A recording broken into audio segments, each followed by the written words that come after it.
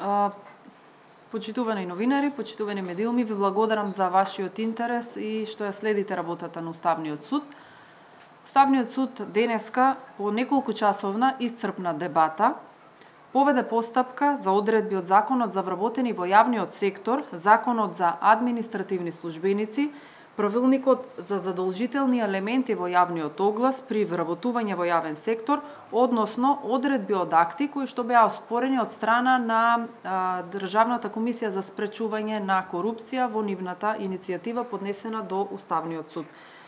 Судот ги оцени наводите на комисијата како основани, но и ги прошири сомнежите за неуставност и незаконитост и на други одредби. И по сопствена иницијатива поведе постапка за одредби од истите закони, но и подзаконски акти кои што произлегуваат од нив.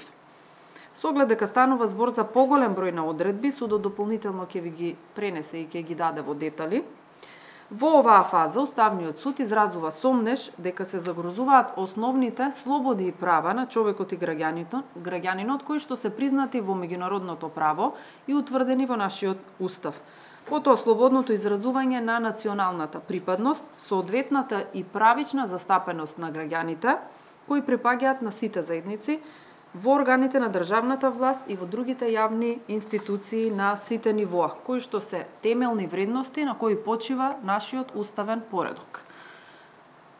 Судот изрази сомнеж дека за одредбите за кои што поведе постапка се доведува во прашање уставно загарантираниот принцип на еднаквост на граѓаните пред уставот, утврден со членот 9.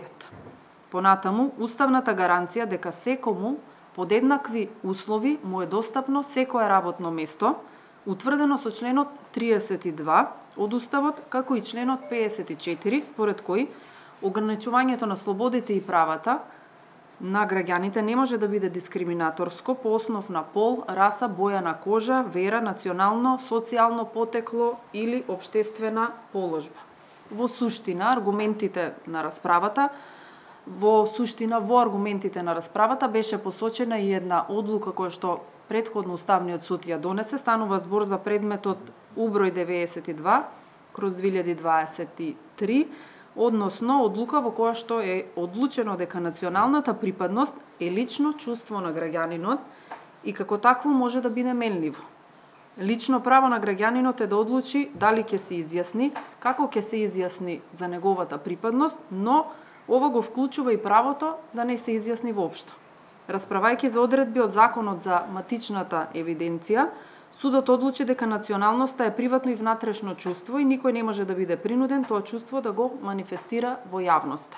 А уште повеќе тоа чувство да биде предмет на задолжителна институционално администрирање во регистрите на државата. Понатаму пред судот основано се постави прашањето дали со оспорените одредби кандидатите за административни службеници, идентично како и во регистарот на вработените во јавниот сектор, се наметнува обврската за изјаснување на припадноста кон определена заедница. Исто така, основано се постави прашањето дали одредбите од Правилникот за задолжителни елементи на јавниот оглас представуваат ограничување на правото на кандидатите кои припаѓаат на одредени заедници од онаа наведената во јавниот оглас, со што се доведува нивната усогласеност со принципот на еднаквост и со уставната гаранција дека секому под еднакви услови треба да му биде достапно секое работно место.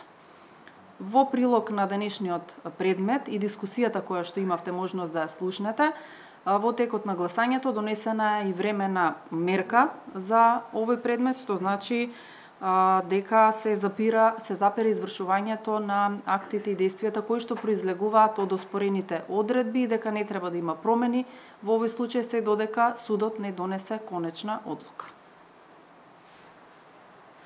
Повелете со прашање.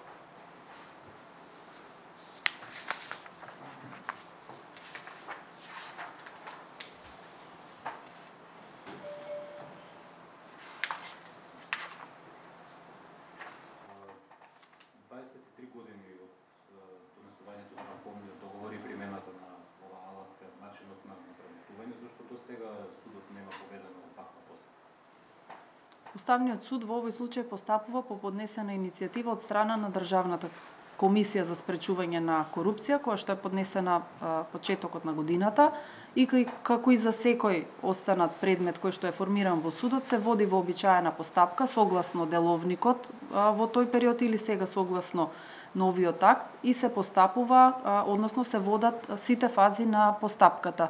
Досега немало ова прашање е поставено сега и затоа Уставниот суд одлучува во овој момент.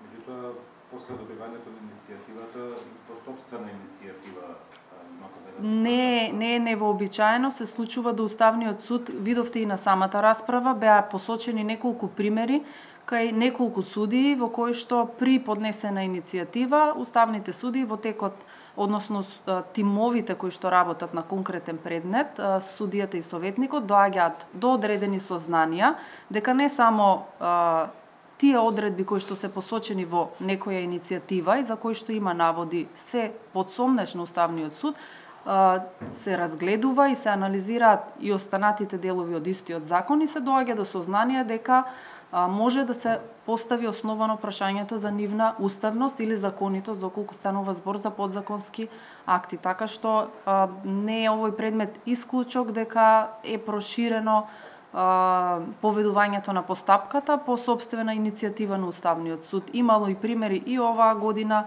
и предходната, и изминатите години. Рековте време на метка за запирање на акти. Како ќе се одвива тече овој процес? Тоа е прашање кое што треба да се однесува на примената. Уставниот суд се грижи за уставноста и законитоста, односно оценувањето на актите. Примената е во рамки на оние кои што ги објавуваат јавните огласи, бидејќи во овој случај зборуваме за јавни огласи при вработување.